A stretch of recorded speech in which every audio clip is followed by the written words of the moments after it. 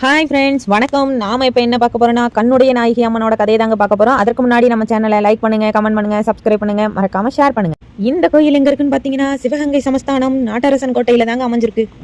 நாட்டரசன் கோட்டையில பிரண்டை குளம் என்ற ஊர்ல இருந்து பால் வியாபாரிகள் பால் கொண்டு வர்றது வழக்கமா இருந்திருக்கு. பால் வியாபாரிகள் இந்த பகுதியில் வரும்போது மட்டும் பால் குடம் கவிழ்ந்து போவது வாடிக்கையாகி போனதால் அவர்கள் அச்சமடைந்தனர். உடனே பால் வியாபாரிகள் மன்னனிடம் தெரிவிக்கின்றனர். அன்று இரவு மன்னன் கனவில் அம்மன் தோன்றி தான் ஒரு மரத்தின் அடியில் சுயம்பாக இருப்பதை உணர்த்துகிறாள். மறுநாள் காலையில் மன்னனோ புதையுண்ட அம்மன் சிலையை மீட்கும் பணியின் போது ஒருவரது கண்ணில் கடப்பாறை நுனிப்பட்டு ரத்தம் கொட்டியது. இருப்பினும் அவர் அம்மனை வெளிக்கொண்டு வருவதில் இருந்து சிறிதும் பின்வாங்காமல் அந்த வேலையை தொடர்ந்து செய்து கொண்டே வந்தார். அப்படி அம்மனை எடுத்து வரும்பொழுது களைப்பு தீர ஒரு இடத்தில் ஓய்வெடுக்கின்றனர். அப்போது அம்மன் தெற்கு முகம் நோக்கி அமர்ந்திருக்கிறாள். சிறிது நேரம் கழித்து அவர்கள் எழுந்து பார்த்தபோது அம்மன் வடக்கு முகம் நோக்கி அமர்ந்திருந்தாள். இதனை கண்டு ஆச்சரியமுற்ற மன்னன் வடக்கு முகமாக நோக்கியே அந்த இடத்தில் கோயிலை அமைக்க சொல்லி கூறினார். அவ்வாறு உருவானது இந்த நாட்டரசன் கோட்டையில் உள்ள கண்ணுடைய நாயகி அம்மன்.